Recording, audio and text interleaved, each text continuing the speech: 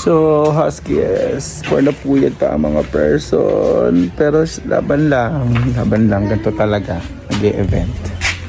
Puyat lalo. Hi Huskies! So for the puyat and for the pagod tayo, kaya naman dumaan muna tayo sa hardware para bumili ng nylon at saka ng alambre dahil kailangan natin yan sa event mamaya. At kung anong meron ngayong araw, ako makikita ninyo dahil on the way na kami ngayon sa ating venue. Yes, tama po yung nakikita nyo na andito po tayo ngayon sa Robinson's Antipolo at dadaan tayo dito. Guess what? Saan kaya tayo pupunta mga ka-Huskies? So ngayon pa lang, kung meron na kayong idea, please comment down below at saka familiar ba sa inyo yung lugar na ito? Familiar to kung ikaw ay taga Antipolo talaga, alam na alam mo kung saan to. At syempre, may malaking balete. After ng balete, dito po tayo sa Leblanc. Opo, naandito tayo sa Leblanc ngayon. Titingnan natin kung alam na ninyo kung saan tayo pupunta. So, from Robinsons, dumaan tayo ng balete, dumaan tayo ng Leblanc Hotel, at eto na, pakanan na nga po tayo. Yes, ano kayang meron dito mga ka-Husky? Yes, comment down below kung ano meron sa lugar na to. Ayan na, medyo na-excited na ba kayo? Or meron na ba kayong idea kung saan tayo patungo?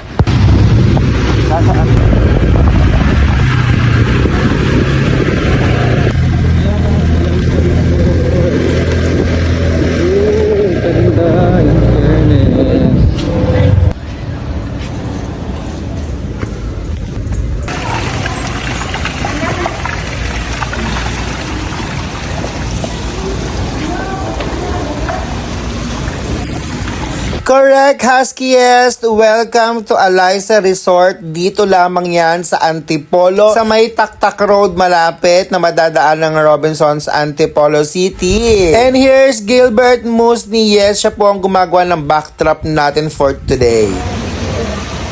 Ito yung kwarto sa... Tingnan natin po. Ito po yung kwarto. Malaki! Malaki yung kwarto! Oh... Malaki yung kwarto, in fairness, meron pang sopa. Pwede mong upuan. Siyempre, buksan natin ilaw. Oh, asa na kayo? Ano to? CR? Dalawa CR. Ating isang kwarto. Ayun, hello! Andito sila. Ito yung isang kwarto pa. Asan na yung wing one? Uy, hindi kayo nag-pink? Ayan, ha?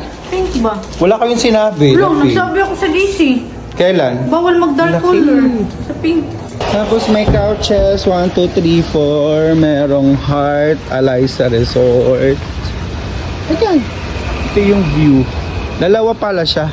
Meron dito, itong nirerent namin. Tapos yun, yung isa na yan. So ito siya yung daanan. Ganun. And here are friends to the rescue. Yes, tumulong na nga po yung mga kaibigan natin, yung ating mga co-teacher na si Mark, si Arcel, si Red, kasi nga po medyo late na po ang ating party. Kailangan na nating simulan. O diba, napapanggap pa dyan si Mark. Pero in fairness naman kay Mark, maaga siyang dumating. Well appreciated naman sa pagtulong. At eto nga, hindi pa kami tapos dahil napakadami pang gagawin, napakadami pang designs na ilalagay. So for the pagpapanggap muna kami ng tulong habang nagchichichat at nagva-vlog mga ka-Husky. Yes. Mabuti na lang talaga nandito si Master Mark to the rescue. Siguro kung wala, baka hindi na ito natuloy. Yes, baka hindi natuloy yung party natin kundi dahil kay Mark.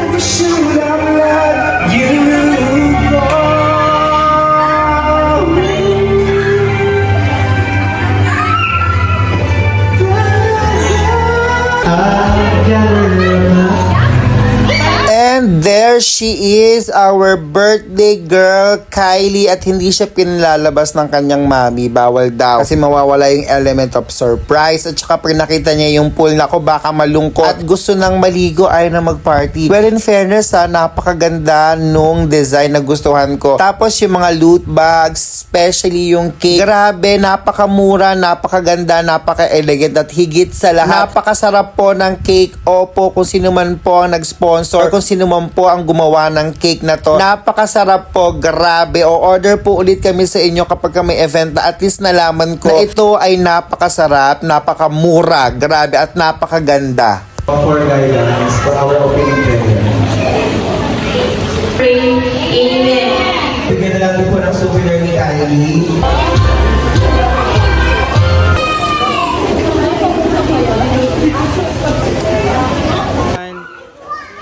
And here's our birthday girl, none other than Kylie. Happy birthday, anak. Grabe, ang pag 7 years old talaga at pag babae ang anak mo. Butas ang bulsa, pero syempre worth it naman to. Grabe, kahit naubos at nasimot ako ngayon. Nako, okay lang kasi worth it naman yung naganap ngayong araw at alam kong masaya tong anak ko. Mabuti na lang din at naandyan si Mada for the venue. Siya po ang may sagot ng venue at naandyan po ang Mami Ken. Siya po ang sagot ng cake, ng decorations, ng souvenir, ng loot bags and everything. Yes, yung pa-service din. Kanya din yung sasakyan, yes. And sa lahat ng tumulong na makapagluto ng ganito kasasarap ng mga pagkain, Ate Jean, Ate Lea, Tita Lydia at Ate Annalyn, lahat po ng tumulong. Maraming salamat po sa inyo dahil wala na po ako naitulong sa pagluluto. Dahil napuyatin po ako sa ibang cutout, sa ibang drawing na ginawa namin or ipinrin ko at dinesign namin doon. And syempre